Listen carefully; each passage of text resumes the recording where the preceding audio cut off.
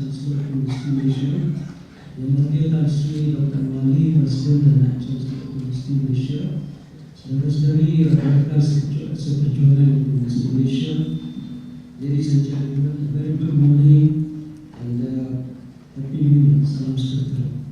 Nama begitu. My name is Richard. I'm the YABhg Learning Center Director. First and foremost, please allow me to convey my heartfelt condolences to you and your family on the demise of your beloved father. May his soul rest in peace. YABhg begitu. I must say I'm very impressed with your timely call for all of us to be caring and to inculcate the spirit of volunteerism in us for the sake of mankind. Actually, we are very fortunate to have you as our Chancellor of YABhg as the Mother Teresa of the University of Malaysia, who has a passion for the rest of youth and whose love knows no boundary. So what a better way to start the new year with a resolution instead of the normal personal progress, happiness and success that are mentioned by the amount of wealth that we accumulate into our new resolution, where we measure our happiness by the amount that we give back to society. In fact, on 31st December, I posted this my resolution on my Facebook. I said my resolution this year is to do more charity work and to contribute to society and to build my karma. So I'm glad that this session is very useful to all of us. YABhg, there's no denying that there are many Malaysians who are generous and caring. You have pointed out clearly and correctly that there are many things that we could do actually to serve mankind, be it cash or kind. However, as humans, we are faced by dilemma between caring for ourselves and caring for others. There's a saying, charity begins at home. And in the Malay proverb, we have kera di hutan disusukan, anak di rumah, mati kelaparan. So in fact, during my course of my duties, I spent a lot of time developing mathematics theories for my students until I forgot that my children, I couldn't pay much attention. I sent my children for tuition, but I care for my OUM students and make sure it's okay.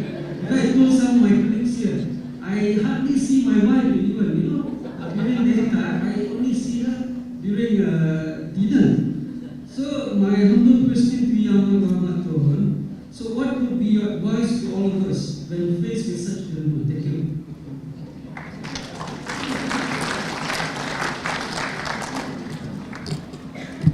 How true, how true. We forget. Time goes by so fast that you've forgotten the ones you love most. But as I told the young ones, you don't do. That's a good example and yet not a good example.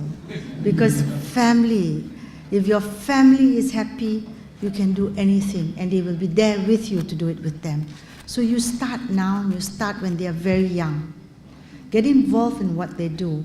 If you, like Richard, very into mathematics, then you must make sure your children are very good mathematicians also.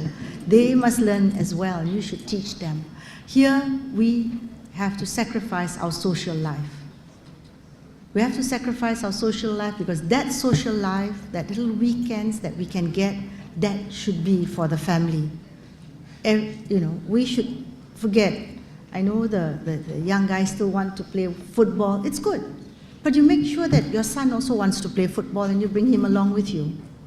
You teach him also to play football and you bring him. Let him watch you and you play with him as well and allow him to play with you. And the same goes for the ladies.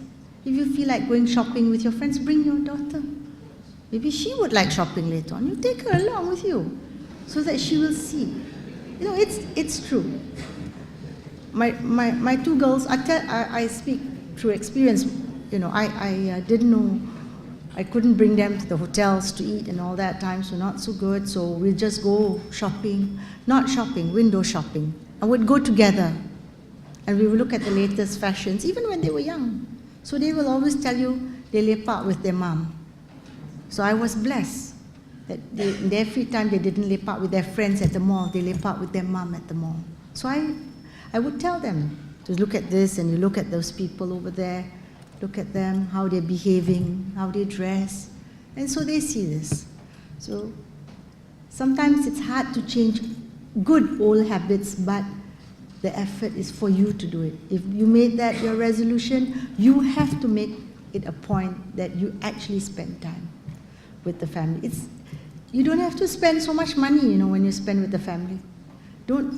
It's not necessary to take them to dinners and you think it makes them happy. No. They just want to sit down and talk to you.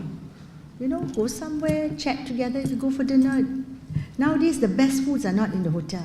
Are there any hoteliers here? No. That's the truth. The best foods are in the stalls and in the restaurants. So take them there, have a good time. Go for coffee somewhere and chat. Chat about all the people around you, but things that's happening. Talk about today, what's happening today. Then sometimes your old stories are good. But the younger ones, please sacrifice your social time. Just sacrifice that and spend time. You want to do pocho, teach your children pocho. It's no problem. They will learn. They want to learn, believe me. If you want to karaoke, they too want to karaoke. When we spent time with our grandchildren in Australia, my goodness, we turned on the karaoke, nobody had a chance to sing. They sang all the songs, and we didn't know their songs, but we could see the lyrics, and some of them were all right, a good meaning. Just that the tune we couldn't catch up, a bit too slow. So I hope that answers your question, Richard. Thank you, YABhg. Perhaps it's time for the second question.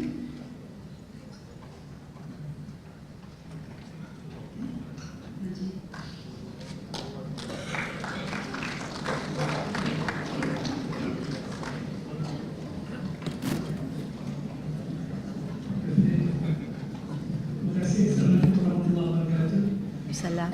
We are blessed today to be here. Some personal question. Yes. No, not at all. First, If I can answer. First lady, when you're still first lady for Open University. Thank you. Okay. What you did when you were first lady, you did most when you were first lady, but what do you do most now? When you were first lady, you did a lot of things. Yeah. What particular thing you did most, and what particular thing you did less than, which you do now? This is the question. Number two is quite personal. I know Allah very well. What things you learn from Allah, and what things you taught Allah? Wow. Can you please share values about values on that? Okay, thank you very much.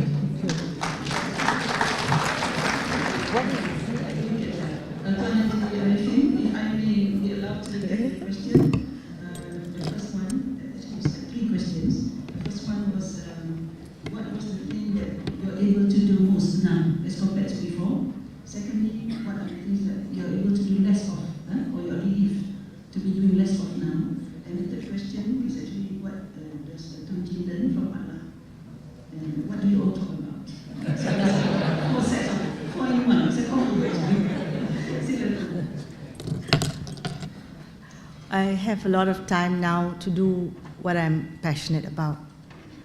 I'm passionate about, greening this country back.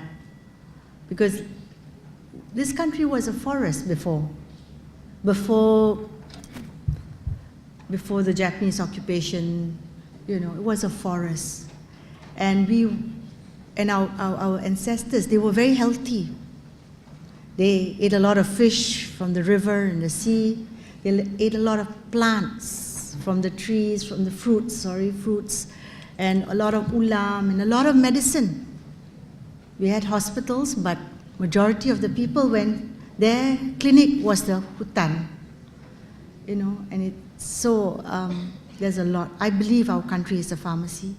I believe that a lot of the foreigners, the Swiss, the Germans, the English, are actually here. They've been here for 25 years learning about our plants. They break down our plants and they go back into their pharmaceutical companies, huge pharmaceutical companies, which produces medicine to heal people, like quinine for malaria, and there's so many others, believe me, that they found in our jungles.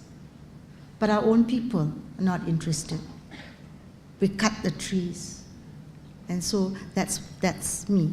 I like my trees, I like the place to be green, cool, I like the waters clean.